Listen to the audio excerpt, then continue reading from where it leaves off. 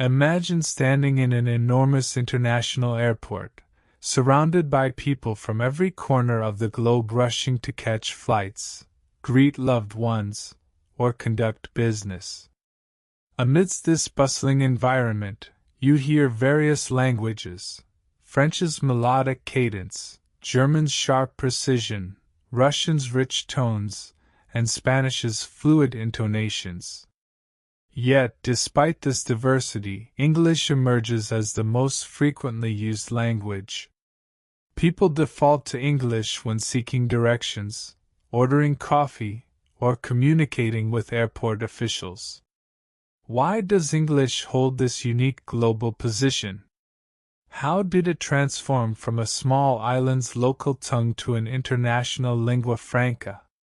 Initially, English was regarded as a minor and relatively unimportant language, primarily confined to the Anglo-Saxon tribes inhabiting the island of Britain. It was a patchwork tongue, shaped by the intermingling of several dialects brought by settlers from what is now Germany and Denmark. These early forms of English, known today as Old English, were rich in Germanic roots but were used only by a small population in a limited geographic region. At this stage in history, English held no influence over matters of empire, science, religion, or literature.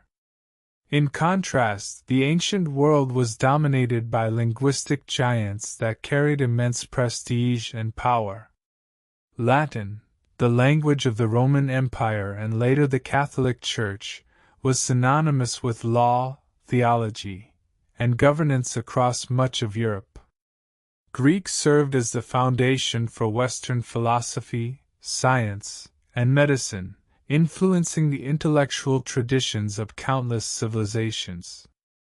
Chinese, with its complex and enduring script, was the medium through which centuries of Confucian philosophy, imperial decrees, and literary masterpieces were communicated across the vast East Asian empires.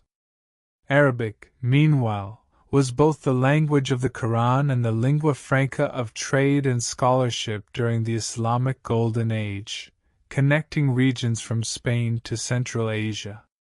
Compared to these globally significant languages, English appeared both provincial and unsophisticated, a humble tongue spoken by a relatively isolated population with little geopolitical influence. It lacked the prestige of Latin, which served not only as the backbone of the Roman Empire's legal and religious systems, but also as the medium through which medieval Europe conducted its scholarship. It did not possess the philosophical gravitas of Greek, which had produced Plato, Aristotle, and a wide corpus of scientific and literary works foundational to Western civilization. Nor did English have the cultural and administrative sophistication of classical Chinese, a language that had governed one of the world's longest-lasting civilizations with unparalleled continuity. Arabic, too, stood far above English in terms of global stature, functioning as the lingua franca of science, mathematics, and philosophy during the Islamic Golden Age, and reaching as far as Spain, North Africa, and the Middle East. English, by contrast, was largely confined to the British Isles and predominantly spoken by the peasantry, artisans, and lower classes of society. Following the Norman conquest of 1066, a significant linguistic and cultural shift occurred. French, specifically Anglo-Norman, became the dominant language of the aristocracy, the court, and the legal and religious institutions of England. This shift effectively relegated English to the periphery of social and political life. The use of Latin persisted in ecclesiastical and scholarly contexts, maintaining its prestige in religious ceremonies, academic discourse, and legal documentation. As a result, English was excluded from the upper echelons of power and influence, allowed to survive primarily among commoners in rural villages, market towns, and within domestic spheres. This sociolinguistic stratification deeply impacted the development and perception of English. It became a language of necessity rather than of prestige, a practical tool for everyday life, but not considered suitable for intellectual or administrative use. The language was highly decentralized, with no centralized education system or linguistic authority to guide its evolution. Consequently, English developed into a mosaic of regional dialects, each with its own distinct grammar, vocabulary, and pronunciation. Communication between different regions could be difficult, as people in the north of England might struggle to understand those in the south, and vice versa. This lack of linguistic cohesion further diminished the language's standing, both within and outside of Britain. What's more, the linguistic marginalization of English had profound and lasting cultural consequences. During the centuries following the Norman conquest, the realms of literature, scholarly inquiry, religious doctrine, and legal frameworks were dominated almost entirely by French and Latin. These languages became entrenched not only because they were associated with the ruling elite and ecclesiastical authorities, but also because they had established systems of grammar, orthography, and rhetorical tradition that lent themselves well to structured, formal expression. As a result, very few written records were produced in English. Those that did emerge were often regional, inconsistently transcribed, and lacking in widespread distribution or recognition. The oral tradition, on the other hand, thrived. Tales, songs, folklore, and historical narratives were passed down orally from generation to generation, keeping the spirit of the English language alive in communal storytelling and everyday life. These oral exchanges formed the cultural backbone of English-speaking communities, yet they rarely found their way into the written record. Written English, when it did appear, was sporadic and highly variable in both quality and consistency. Because there were no established norms or regulatory institutions overseeing the language, spelling and grammar varied wildly, not just from region to region but even within individual texts. This lack of uniformity extended to vocabulary and syntax, making early English manuscripts difficult to read, interpret, or reproduce accurately. Scholars and scribes often substituted Latin or French for complex or abstract ideas, further diminishing English's perceived capability to serve as a vehicle for sophisticated discourse. This irregularity severely limited the development of a cohesive literary and academic tradition in English. Unlike Latin and French, which could rely on centuries of philosophical, theological, and legal writings to validate their intellectual legitimacy, English was often dismissed as a rudimentary vernacular suited only for mundane topics. The absence of a codified grammatical system or spelling conventions meant that English was largely excluded from institutions of learning, which reinforced a cycle of neglect and underdevelopment. The ramifications of this marginalization extended beyond the linguistic domain. The cultural identity of English-speaking populations became fragmented, with regional dialects evolving independently and few unifying narratives emerging from written sources. Moreover, aspiring scholars or legal professionals had to learn Latin and French to gain access to the academic and political systems of their time, distancing them further from their native tongue. This not only reinforced linguistic inequality but also contributed to a sense of cultural inferiority among English speakers, who were often viewed as less refined or educated than their multilingual counterparts.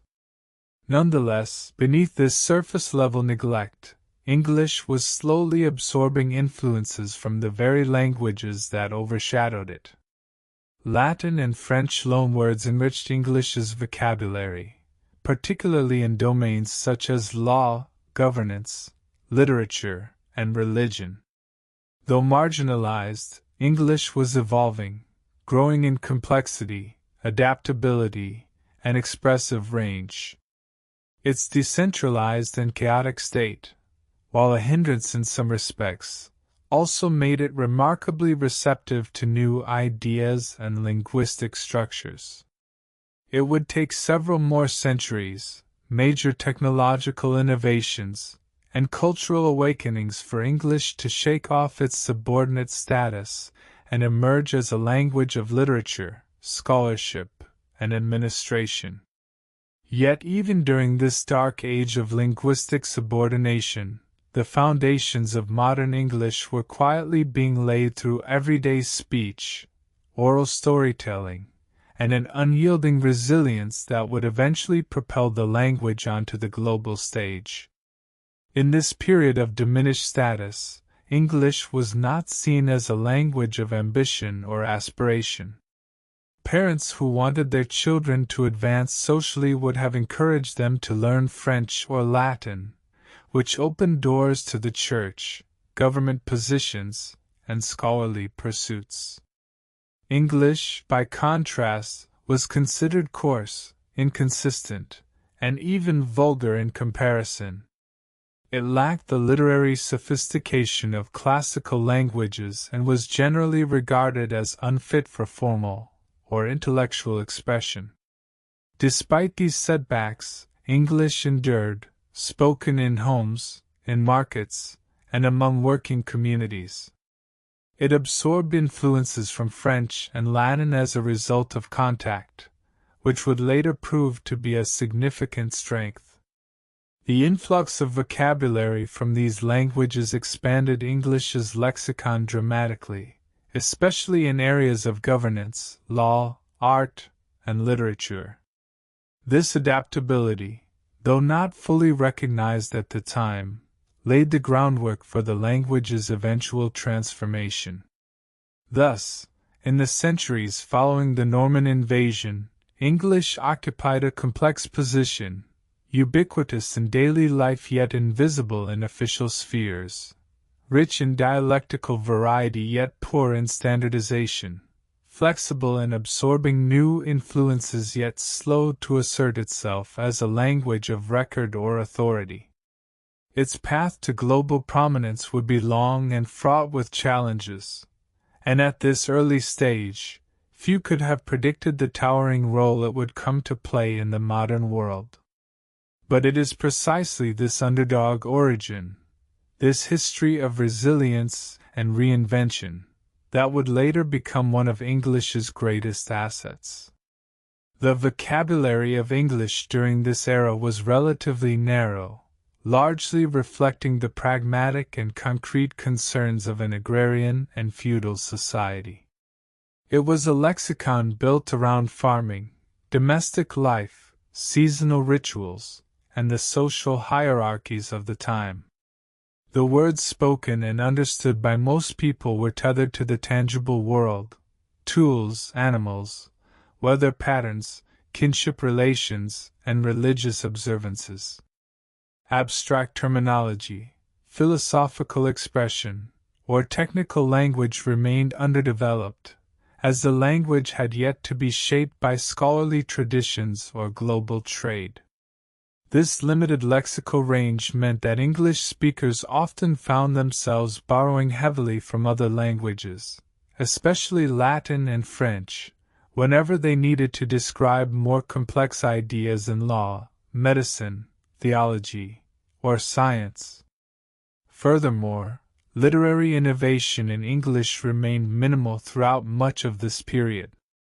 While Latin boasted treatises on ethics, metaphysics, and natural philosophy, and Arabic offered poetic forms rich in metaphor and spirituality, English was still finding its literary voice.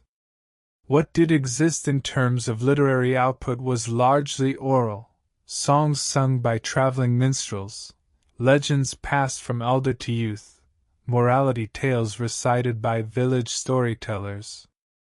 These oral forms, though crucial for cultural continuity and entertainment, were not considered part of the high, literary canon by the ruling or educated classes. The use of rhyme and meter in these tales helped in their memorization, but their themes were often simple, didactic, or rooted in superstition. Notable exceptions, like the epic poem, Beowulf, stand out precisely because they are so rare and unique. Beowulf offers a window into the narrative capabilities of Old English, showcasing a heroic structure, metaphorical depth, and thematic gravity that hints at the potential of the language. Yet even this text likely existed in oral form for generations before being written down, and its survival is due more to accident than design, preserved in a single manuscript that narrowly escaped destruction. It is important to remember that works like Beowulf were the exception, not the norm, in a literary landscape dominated by Latin hagiographies, legal codes, and theological treatises. English's sparse written record at the time also meant that the language did not benefit from the iterative development that writing enables. Without regular documentation, grammatical structures were not stabilized, rhetorical styles were not refined, and vocabulary growth remained slow and haphazard. Oral storytelling, while rich in cultural value, lacked the permanence and scope to influence language on a broader, more systemic level. And so, English remained a decentralized and relatively impoverished tongue, alive and evolving, but far from the literary powerhouse it would later become. It wasn't until the later medieval period, particularly with the influence of Geoffrey Chaucer in the 14th century and the eventual translation of religious texts into English, that the language began to see significant literary enrichment. These milestones would serve as a turning point, laying the foundation for English's transformation into a literary and intellectual medium. Until then, however, the vocabulary and literary tradition of English remained largely constrained by its oral roots and utilitarian role in everyday communication. Moreover, English lacked a standardized writing system or orthographic rules, which posed a significant barrier to its adoption as a language of scholarship, administration, or diplomacy. At a time when literacy was closely tied to institutional power and the transmission of knowledge relied heavily on written documents, the lack of a consistent orthographic convention meant that English was often viewed as unreliable or too fragmented for serious academic or governmental use. This absence of uniformity meant that spelling could vary wildly from one scribe to another, even within the same manuscript. There were no grammar guides or dictionaries to regulate usage, leading to significant disparities in how words were written and understood across different regions. In monasteries, where most manuscripts were painstakingly copied by hand, Latin remained the dominant medium of intellectual and spiritual life. Latin theological and philosophical works were meticulously transcribed and preserved, regarded as vessels of divine wisdom and classical heritage. English, by contrast, was rarely given the same degree of attention or reverence. When English texts did surface in these religious institutions, they were often regarded as peripheral or utilitarian, used for communicating simple ideas to lay people or conveying practical instructions rather than exploring theology or philosophy at a deep level. When such English manuscripts did appear, their production was not only sparse but also inconsistent, reflecting a broader disorganization and decentralization of English as a literary language. There was no institutional body akin to the Académie Française in France or the Vatican for Latin to regulate usage or establish formal norms. Instead, English developed organically, guided by local customs, oral traditions, and individual scribes, many of whom had only rudimentary training in grammar or linguistics. This led to a remarkable diversity in spelling, style, and syntax, with no two texts following the same conventions. A single word could be spelled a dozen different ways, and grammatical structures varied wildly even within the same region or century. Spelling was predominantly phonetic, shaped by the sounds of the scribe's own dialect, which introduced deep regional variance. A text copied in northern England could appear incomprehensible to a reader from the south, not only because of vocabulary differences but also due to diverging pronunciation patterns. There were no dictionaries or style guides, and the absence of a standardized orthographic system meant that even widely used words had no fixed written form. The lack of clarity and predictability hindered literacy and made it difficult for texts to be widely disseminated or understood beyond their place of origin. Grammar and syntax during the early development of English were highly unregulated and lacked a centralized authority or reference model. As a result, they followed no codified rules and often drew haphazardly from a variety of linguistic sources, most notably Old Norse, Latin, and Norman French. This polyglot influence emerged due to repeated invasions and cultural exchanges, each of which left an indelible mark on the evolving language. The arrival of the Norse-speaking Vikings introduced a simplified grammatical structure and basic vocabulary that merged with Old English.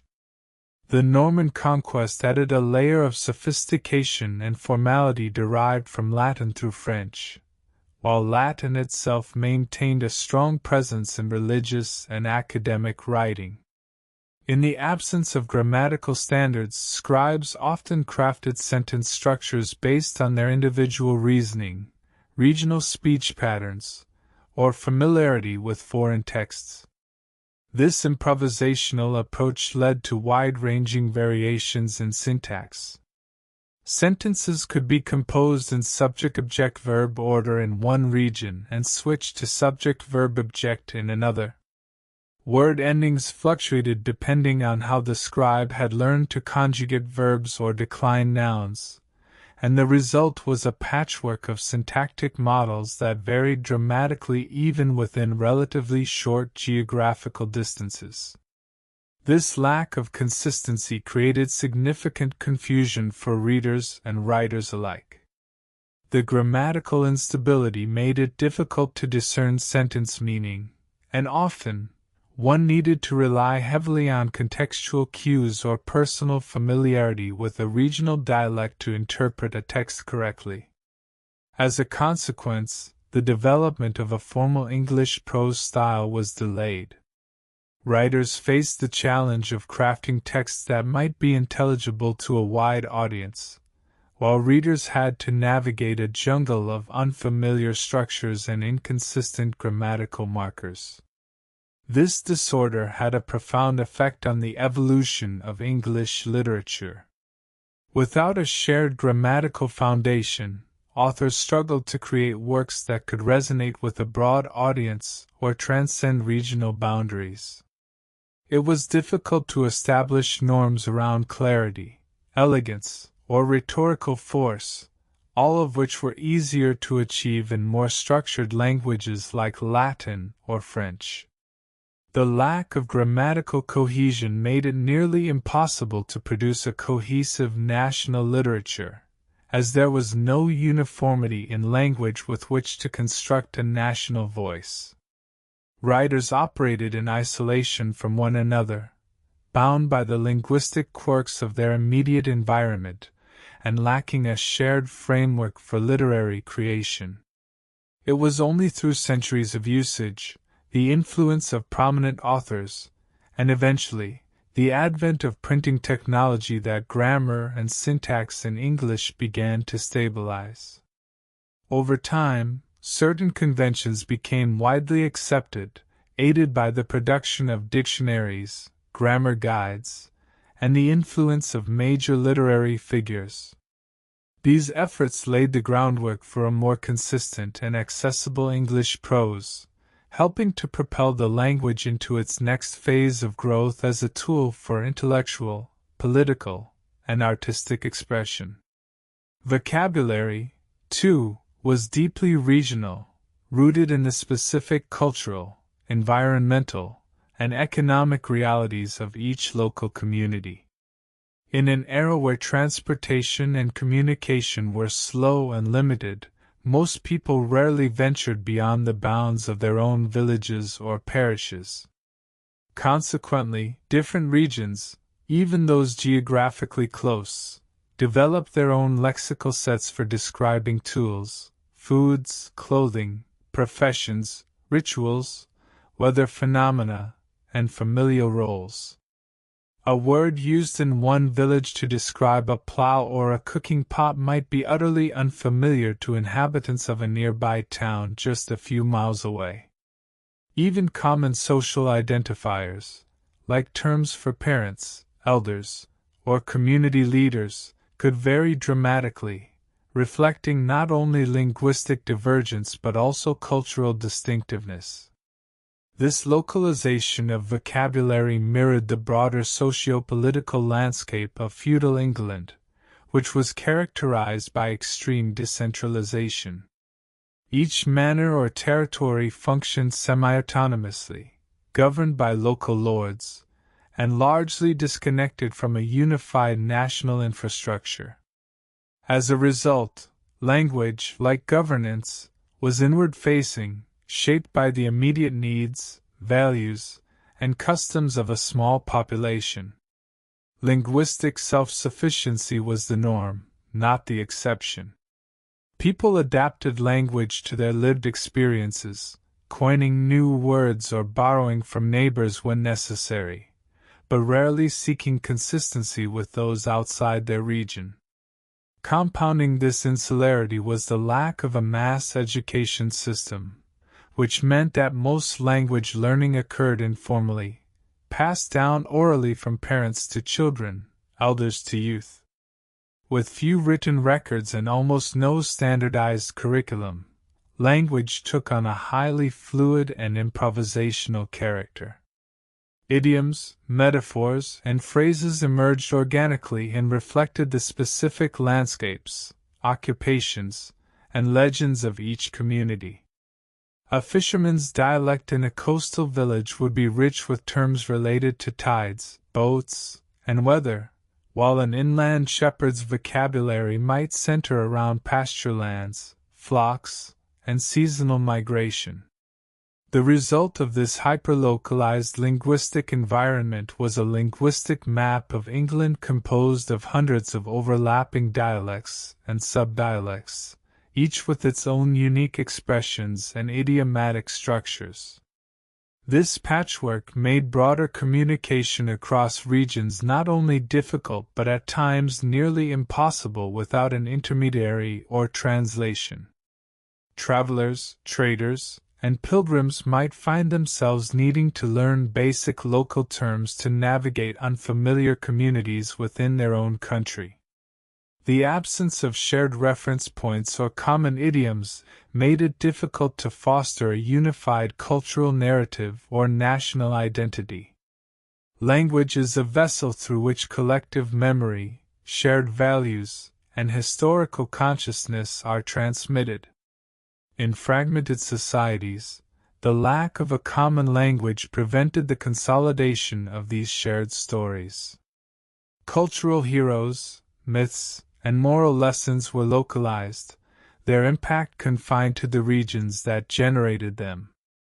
This atomization of culture and vocabulary kept English speakers linguistically, and in many ways socially and politically isolated from one another. Only with the gradual centralization of political power, the growth of trade networks, and eventually the standardizing influence of the printing press and formal education did this fragmented vocabulary begin to coalesce into a national language.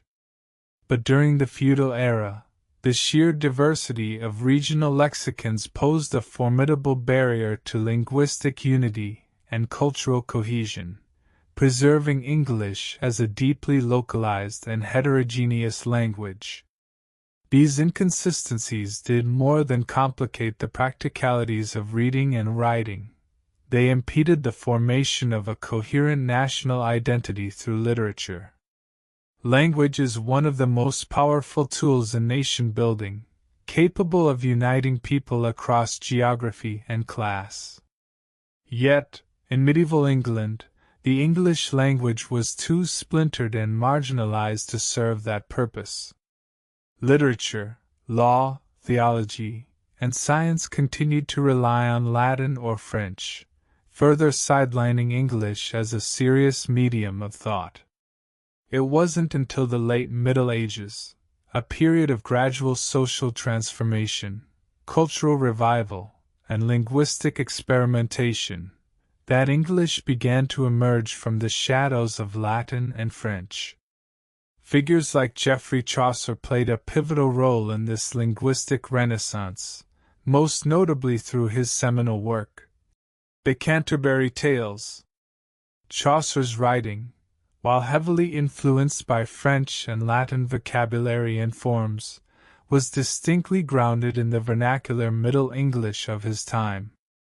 By choosing to write for a broad audience in a language spoken by commoners rather than the elite, he elevated English from a local dialect of limited prestige to a vehicle for sophisticated storytelling and complex moral reflection.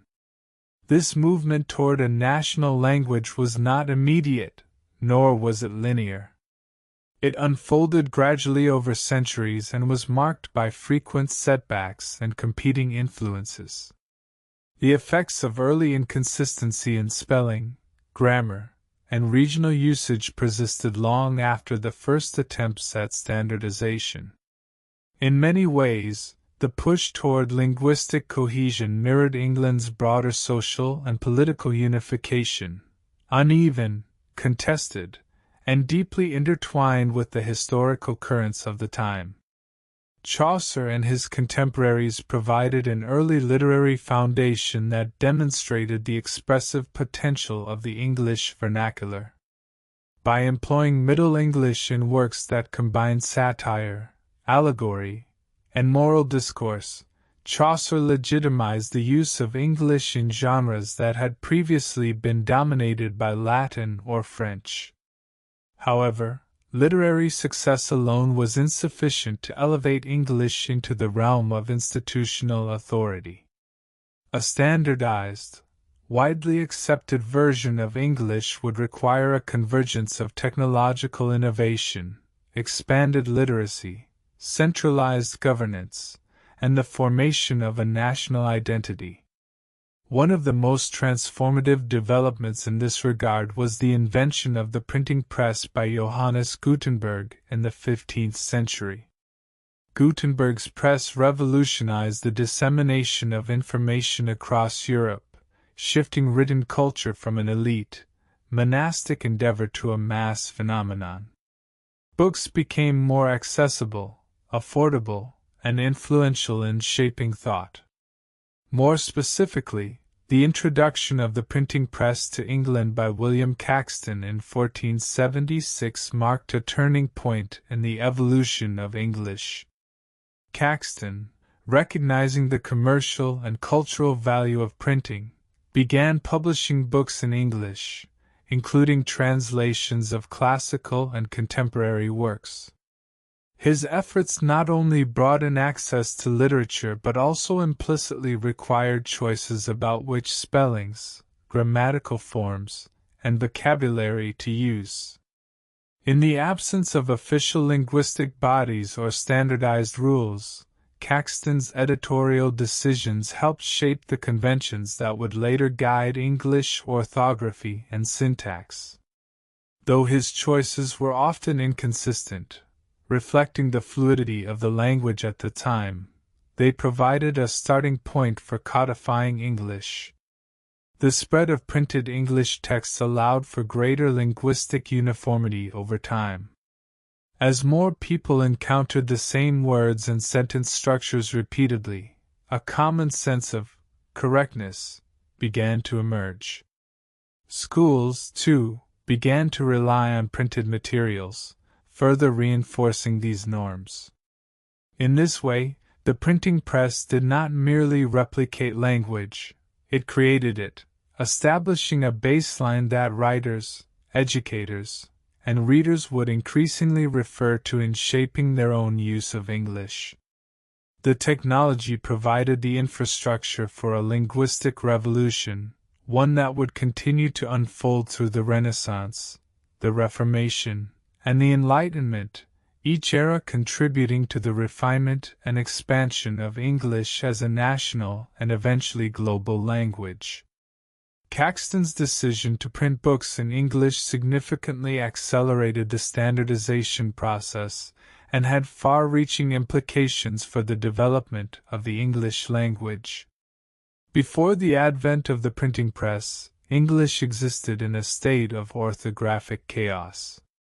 Multiple spellings existed for the same word, and grammatical structures varied widely from one region to another. By introducing mass printing to England in 1476, Caxton inadvertently forced the language into a more structured and codified form. Suddenly, books were no longer one of a kind, handwritten objects reserved for the clergy or nobility. They became widely accessible, reaching merchants, tradespeople, and educated members of the growing middle class. This democratization of the written word brought with it an urgent need for linguistic consistency. Caxton and subsequent printers had to make editorial choices about spelling, grammar, and punctuation.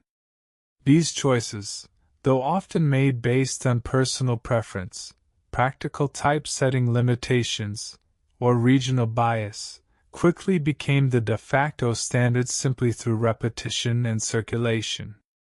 For example, a particular spelling used in a widely read book might be adopted by other printers seeking uniformity, and gradually these repeated choices created the foundations for modern English orthography. Moreover, the printing press encouraged the production of dictionaries and grammar manuals, tools that further contributed to the codification of the language. Educational institutions began to rely on printed textbooks, which helped reinforce standardized forms of English.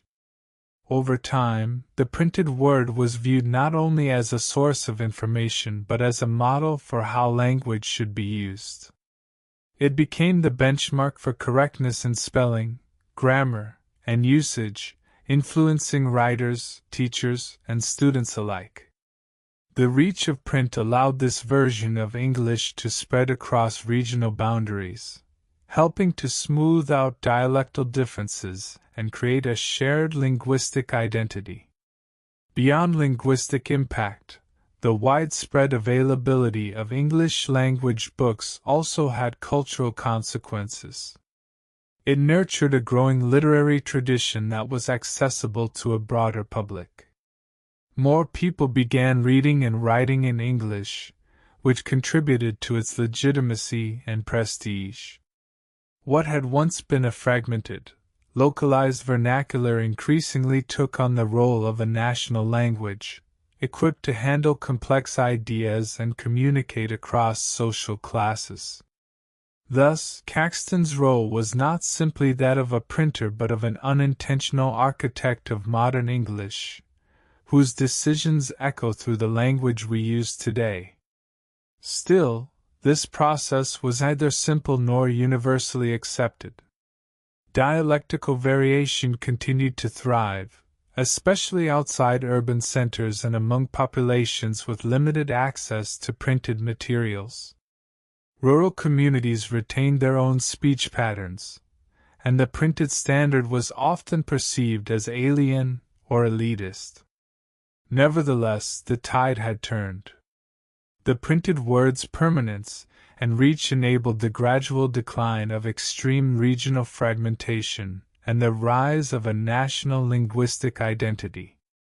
Until this point, English had largely existed in a realm of spoken improvisation and ephemeral records.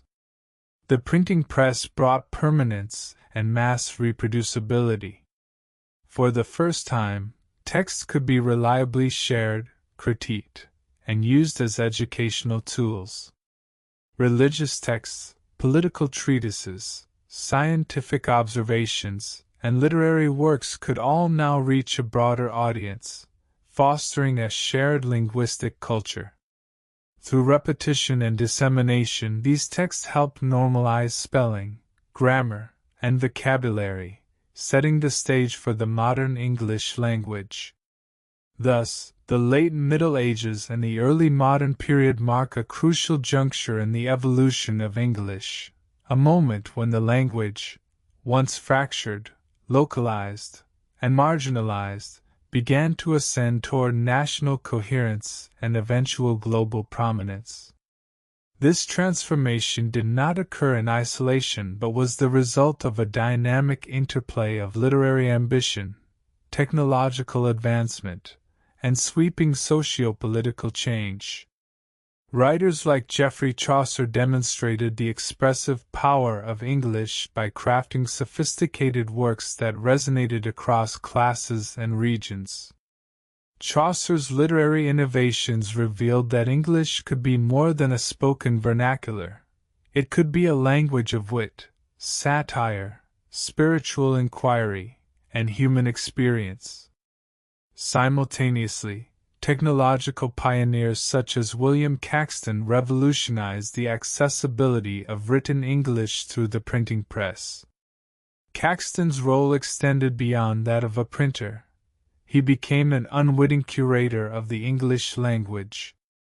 By choosing which spellings, structures, and word choices to reproduce en masse, he laid the groundwork for linguistic uniformity in a nation long divided by dialect. His printed books became tools of educational and cultural standardization, used by schools, clerics, and scholars alike. These developments unfolded within a broader context of change: the decline of feudalism, the rise of centralized monarchies, the emergence of a mercantile class, and increasing levels of literacy.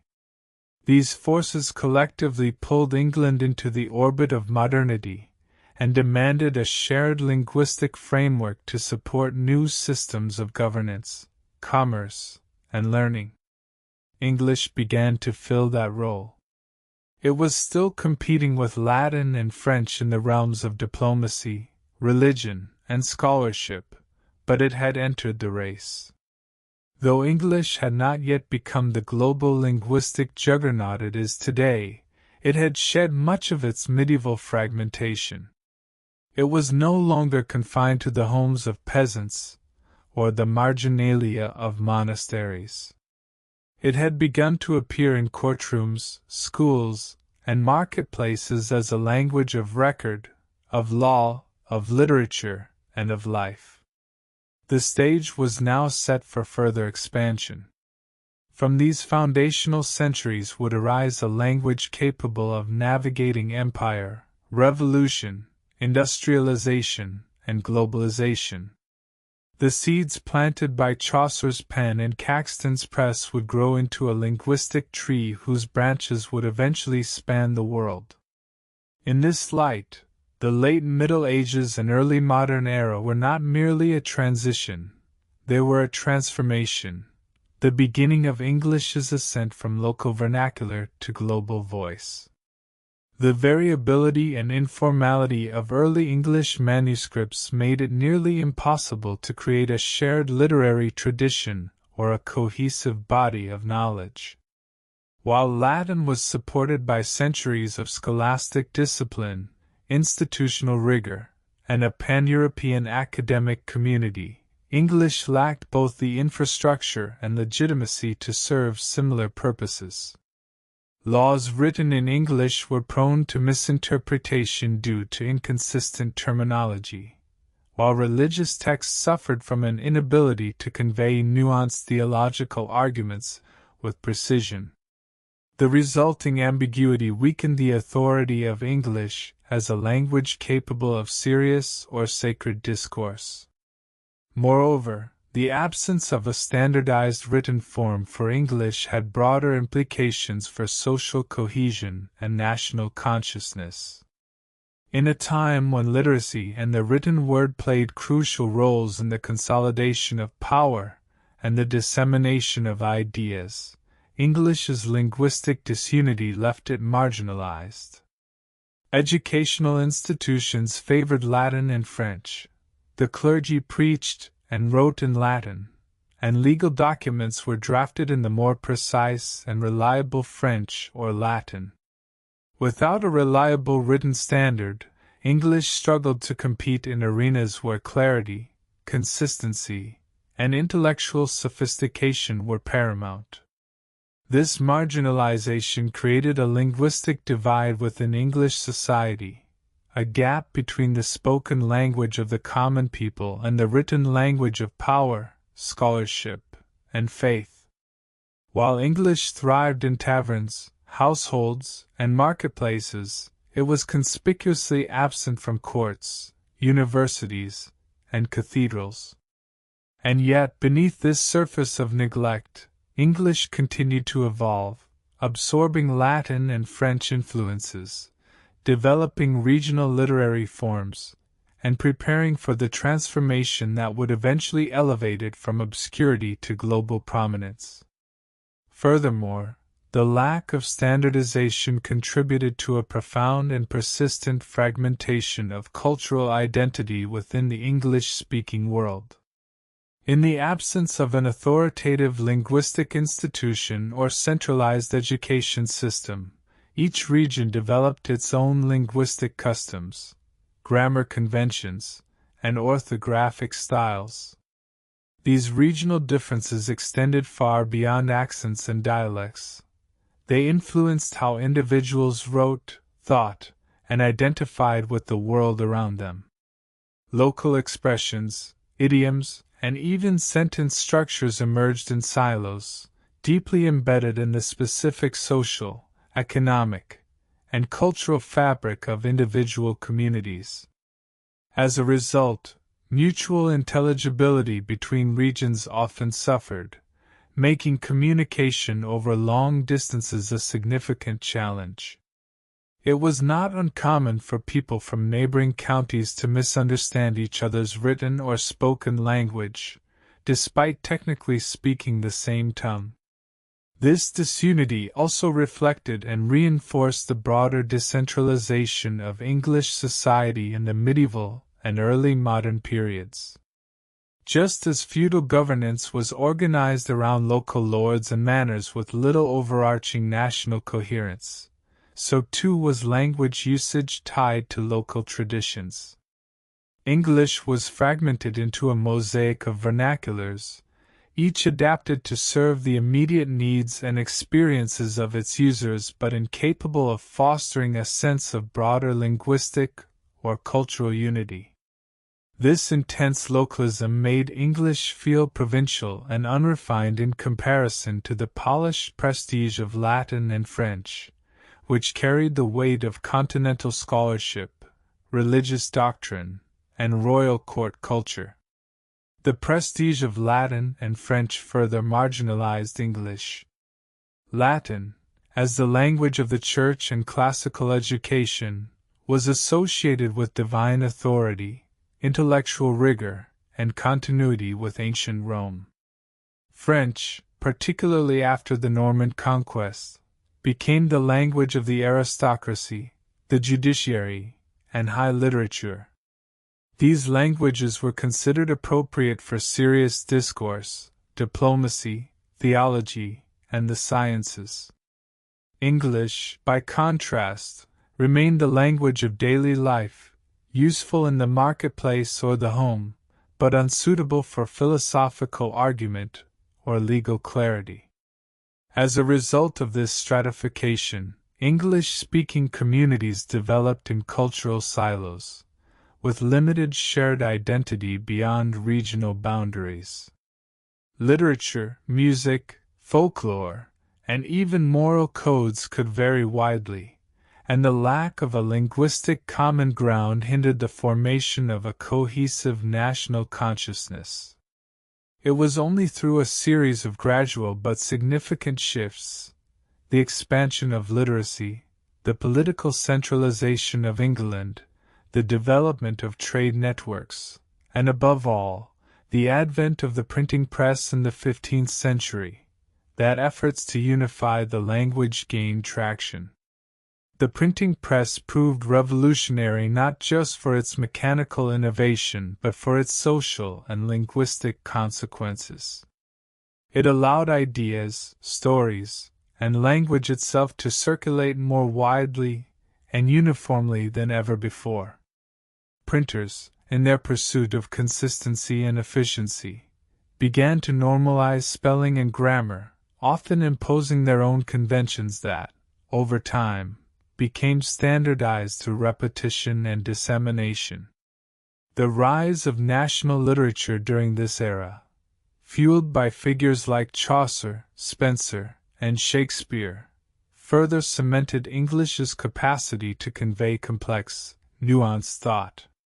These works served as both reflections of evolving English identity and catalysts for its unification, helping to transform English from a patchwork of dialects into a national language with the potential to transcend borders and eventually span continents.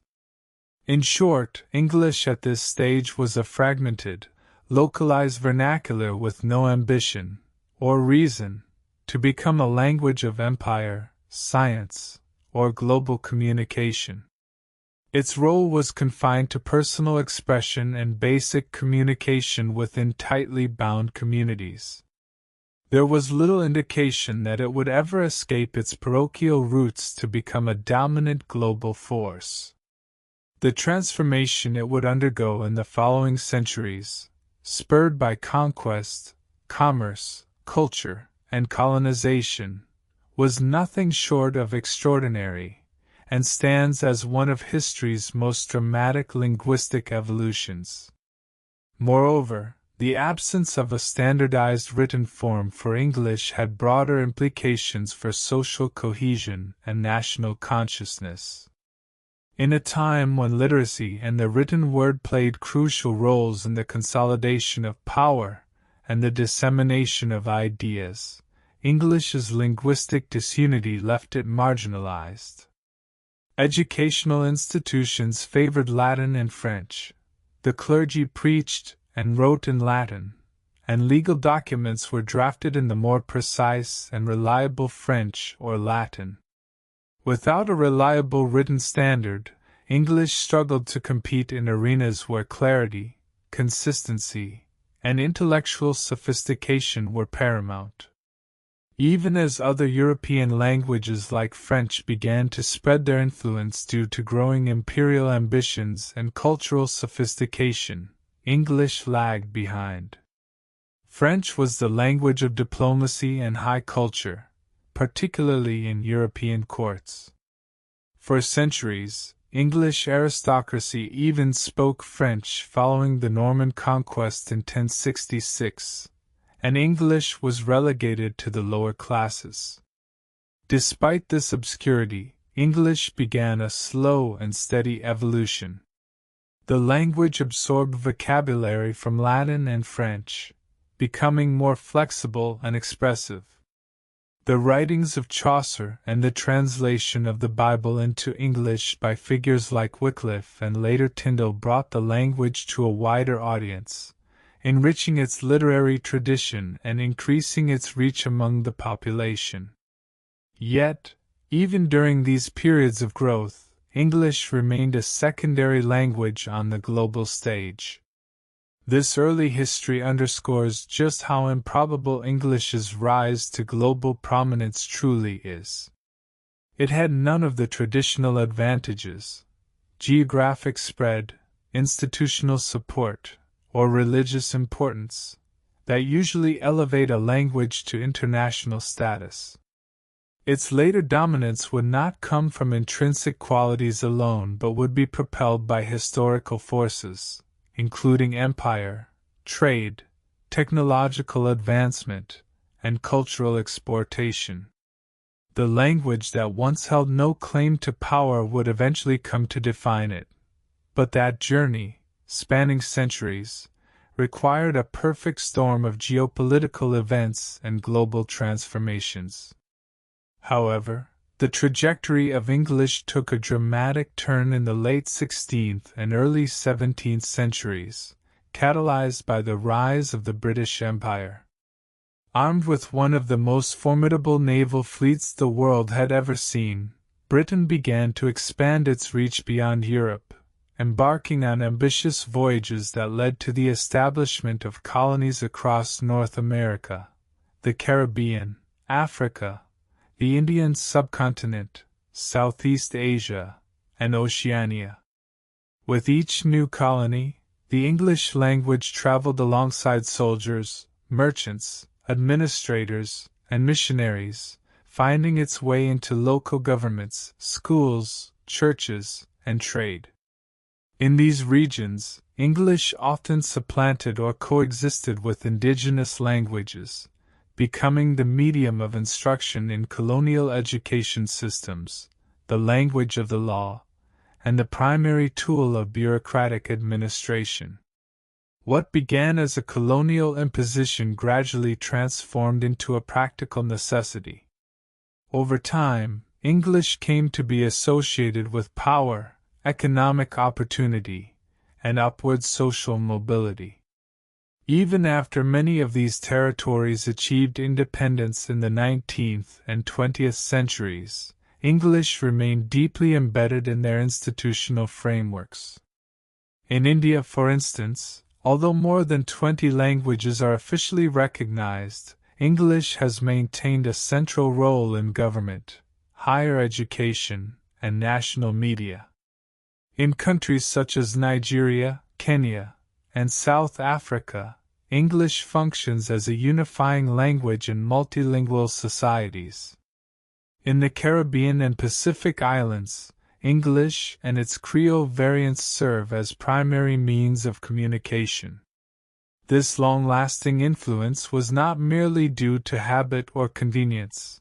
It reflected the reality that English provided access to global networks of knowledge, commerce, and political discourse. Thus, while English's rise can be traced back to imperial conquest, its sustained prominence in former colonies reveals a deeper narrative. The language adapted and embedded itself into the socio-political and educational structures of diverse nations. It became both a colonial legacy and a post-colonial tool for advancement, playing a pivotal role in shaping modern societies far beyond the borders of the British Isles. This phase marked the beginning of English's transformation from a national language into an increasingly global medium of communication. Yet, British imperial influence alone wasn't enough to secure global dominance for English. The language's ascendancy to universal prominence occurred after World War II, when the United States rose as the preeminent global superpower.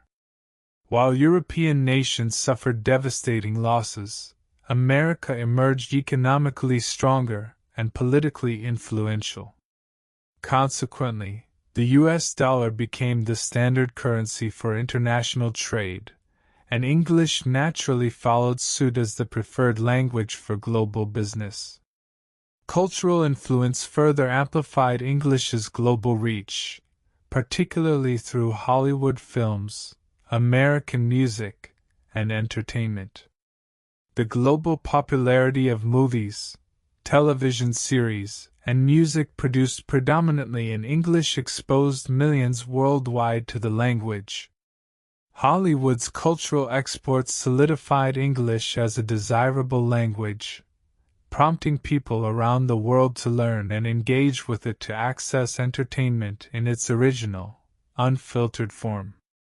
The digital revolution provided another critical impetus for English's international status.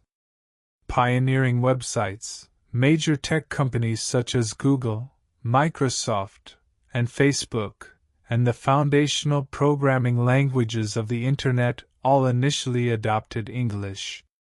As the Internet became increasingly integral to everyday life, English naturally became the digital age's predominant language, essential for navigating the vast online world. In academia and scientific research, English swiftly became the universal language of communication. Top-tier global universities, like Harvard, Oxford, Cambridge, and MIT, teach primarily in English. Prestigious research journals require submissions to be in English, establishing the language as an essential tool for accessing and contributing to the world's most advanced scientific knowledge. Consequently, students, researchers, and professionals worldwide adopted English to remain competitive and informed. Today, English's unparalleled global dominance continues to grow, largely because of its wide-ranging practical benefits that extend far beyond mere communication. With over 1.5 billion people actively engaged in learning English, the language has become more than a tool. It is now a strategic asset in the modern global economy. The ability to speak, read, and write in English can dramatically enhance job prospects by opening access to high-paying, cross-border employment opportunities in international markets. For individuals in developing nations or non-English-speaking countries, English proficiency often marks the difference between limited local employment and upward mobility in multinational corporations. English has become the default language of global commerce, diplomacy, and cross-border collaboration. Multinational companies routinely prioritize English fluency in hiring, not only because it facilitates communication, but because it reflects an applicant's readiness to participate in the global marketplace. Employees who can interact fluently with international clients, stakeholders, and teams are viewed as more adaptable, resourceful, and globally competent. Additionally, as businesses increasingly operate in virtual environments, the importance of English in remote work has grown exponentially. Professionals from different time zones and cultural backgrounds can now collaborate seamlessly via emails, virtual meetings, project management tools, and digital documents, all predominantly in English. Furthermore, English serves as a powerful equalizer in the freelance economy and global gig market. Platforms like Upwork, Fiverr, Freelancer, and LinkedIn are largely navigated and operated in English. Freelancers who are proficient in English gain access to a wider client base, can command higher rates, and are more likely to secure long-term international contracts. In the tech industry, for example, many developers, designers, marketers, and analysts use English to pitch ideas, write code, troubleshoot problems, and present solutions. Even customer service, virtual assistants, and content creation jobs increasingly require fluency in English as a prerequisite. The role of English also extends into innovation and entrepreneurship. Startups aiming to attract investors, pitch to global audiences, or participate in international incubators almost universally use English as their medium of communication. In scientific and academic communities, English remains the language of research, collaboration, and publication. This further solidifies its relevance for those seeking to advance in competitive knowledge-based economies. In this context, English is not simply a communication tool. It becomes a gateway to innovation, digital participation, and global influence. Even with the emergence of other powerful languages like Mandarin and Spanish, English remains firmly established.